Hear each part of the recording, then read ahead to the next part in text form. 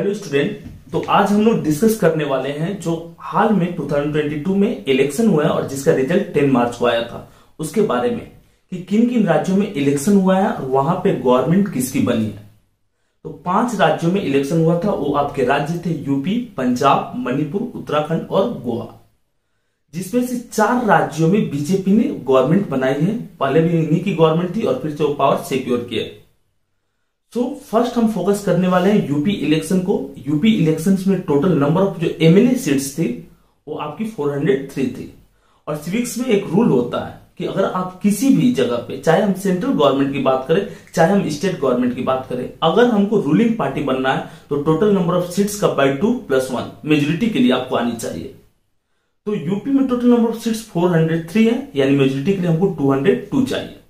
BJP और इसके alliance ने 273 सीट्स गेन किया। इसके ओपोनेंट्स में समाजवादी पार्टी थी जो 125 सीट सिक्योर किए।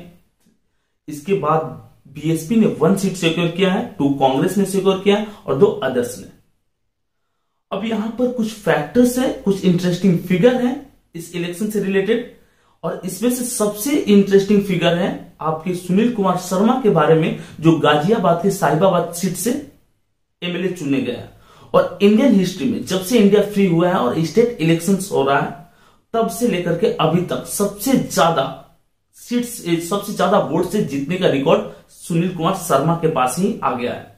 और टोटल जो वोट मार्जिन है उनका अपने ओपोनेंट्स के साथ तो 2.14 लाख का अप्रोक्स मार्जिन है, 2,14,000 का मार्जिन है, जो जनरली लोकसभा वाले इलेक्शंस में भी नहीं हो पाता है। और उन्होंने एमएलए वाली सीट्स में इतना मार्जिन बना करके रखा है, जो एक तरह से इंडिया के पॉलिटिक्स में एक हिस्ट्री है।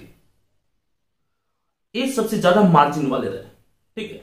और इसके बाद सबसे कम मार्जिन की बात करेंगे तो 203 वोट से जीते हैं बीजेपी के एमएलए हैं।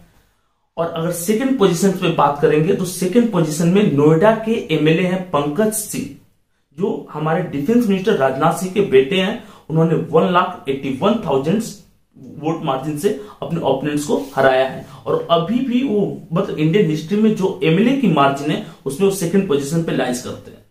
इससे पहले फर्स्ट पोजीशन जो होता था अजीत पवार के नाम से रहता था, जो एनसीपी के लीडर है महाराष्ट्र के। तो रिकॉर्ड टूट गया है इस इलेक्शन में।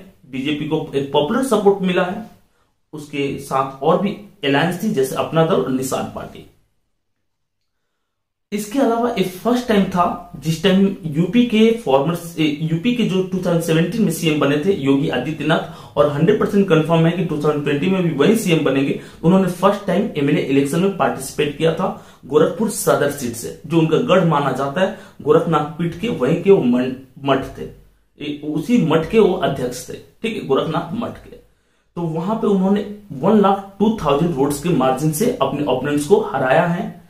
इनके एवज में, इनके अगेंस्ट में समाजवादी पार्टी के जो लीडर थे अखिलेश यादव, उन्होंने भी फर्स्ट टाइम एमएलए वाले इलेक्शन में पार्टिसिपेट किया था Karhal MLA seats, MLA constituency से, जो मैनपुरी डिस्ट्रिक्ट में आता है। और उन्होंने अपने ओपोनेंट्स को हराया है 67,000 के वोट मार्जिन से।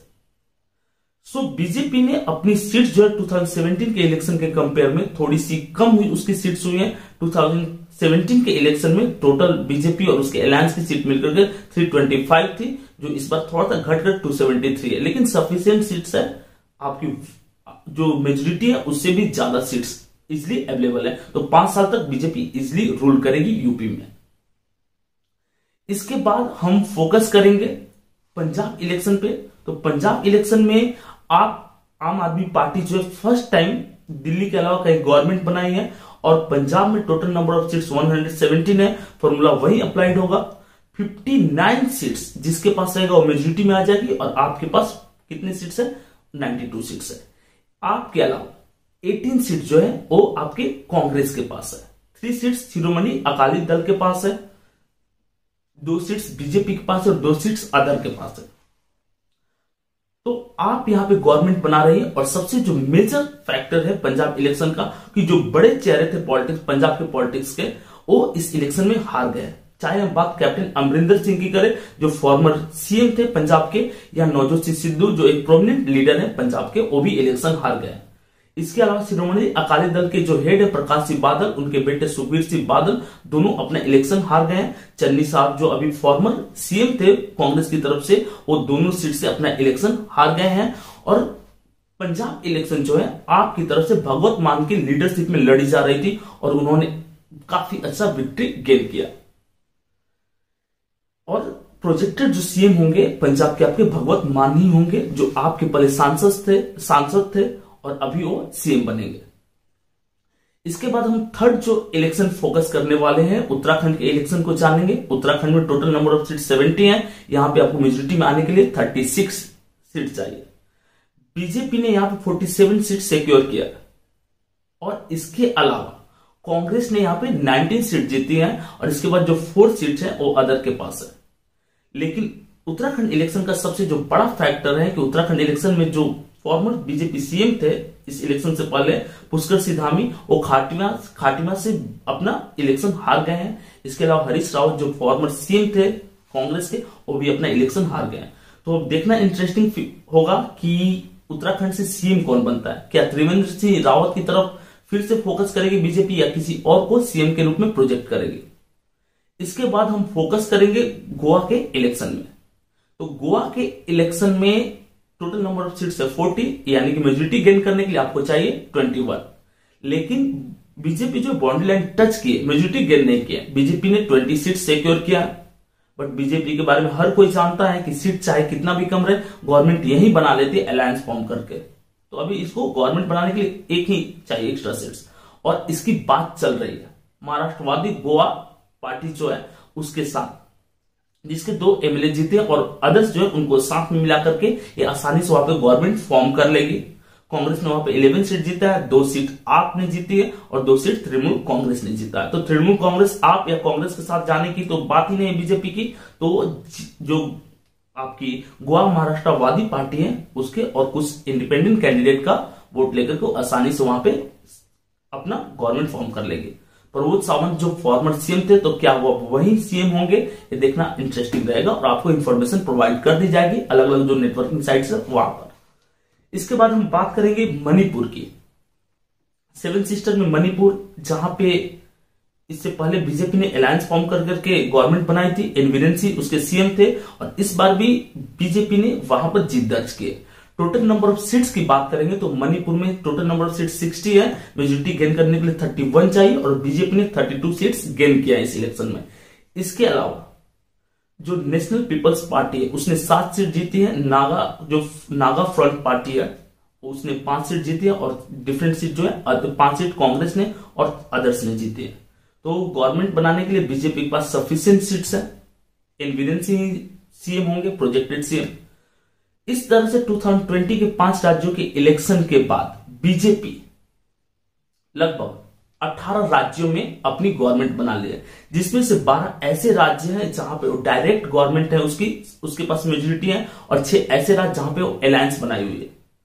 अगर हम उन 12 राज्यों का जिक्र करना चाहेंगे तो 12 राज्य आपके हिमाचल प्रदेश, उत्तराखंड, यूपी, हरियाणा, गोवा, गुजरात, कर्नाटक, मध्य प्रदेश, अरुणाचल प्रदेश, असम, त्रिपुरा और मणिपुर। ये 12 ऐसे राज्य जहां पे उसकी मेजोरिटी है। 6 ऐसे राज्य जहां पे वो अलायंस के रूप में वो है बिहार, नागालैंड, मिजोरम, मेघालय, सिक्किम, पुडुचेरी। तो इन राज्य में इसकी अलायंस है। इसके अलावा कांग्रेस की अगर रूल की बात करेंगे तो कांग्रेस की अलायंस में महाराष्ट्र में, ठीक है, उसके अलावा राजस्थान में उसकी अपना कंट्रोल है, वहां पर मेजोरिटी गेन की हुई है। छत्तीसगढ़ में कांग्रेस का रूल है। तो कांग्रेस धीरे धीरे सिमटती हुई जा रही है। और कुछ राज्यों की बात करेंगे तो वहां की स्टेट पार्टी वहां पे रूल कर रही है, जैसे तमिलनाडु में AIDMK है और इसके साथ वेस्ट बंगाल में आपकी तृणमूल कांग्रेस है। तो बीजेपी ने इस इलेक्शन में काफी कुछ गेन किया है और इस इलेक्शन में जीत के बाद बीजेपी के लिए राह आगे आसान होगी और सारी जो पार्टियां उनका फोकस है 2024 के जो आपके लोअर हाउस के लिए इलेक्शन हो रहे, जनरल इलेक्शन उसके लिए। और इतने राज्यों में इतना एमएलए सीट्स आने के बाद कहीं ना कहीं राष्ट्रपति का जो आपके प्रेसिडेंट का इलेक्शन होगा वो काफी ज्यादा हेल्पफुल होगा बीजेपी के लिए। बीजेपी का जो मेन आइडियोलॉजी हिंदुत्व, उसी को टारगेट करके और जो भी आपके प्राइम मिनिस्टर और जो सीएम योगी थे उनके कार्यों को दिखा करके बीजेपी ने मेजोरिटी सिक्योर किया है यूपी में। तो जो अब पहले की जो पॉलिटिक्स थी अब उससे थोड़ा सा चेंजेस आ रहा है आज के पॉलिटिक्स में। आज राष्ट्रवाद नेशनलिज्म वाली फीलिंग लोगों के बीच में ज्यादा डेवलप हो रही है और इसी के बेस पे बीजेपी कंटिन्यू रूल करते आ रही है। तो कांग्रेस को कुछ सुधार करनी चाहिए अपने कैंपेन में, अपने जो लीडरशिप है उनके बीच में। इस तरह से कुछ टॉपिक जो होंगे ऐसे इंटरेस्टिंग जो भी चीजें चलेंगी उससे रिलेटेड होंगे क्लास के एक्सप्लेनेशन के, जो एकेडमिक एजुकेशन है, जो एनसीईआरटी एक्सप्लेनेशन है उसके साथ साथ। तो और भी इंटरेस्टिंग चीजों को जानने के लिए आप हमारा वीडियो जरूर देखिए, कमेंट करके पूछिए अगर कोई डाउट आपको बचा तो, ठीक है। और भी डिफरेंट सोशल नेटवर्किंग साइट पे हम लोग अवेलेबल है, चाहे हम बात करें फेसबुक की, इंस्टाग्राम की, ट्विटर की, ठीक है, क्वेरा की, तो हर जगह हम लोग अवेलेबल है। तो आप वहां पे भी हमारे साथ जुड़ सकते हैं कुछ इंटरेस्टिंग चीजों को जानने के लिए। मिलते हैं नेक्स्ट वीडियो में।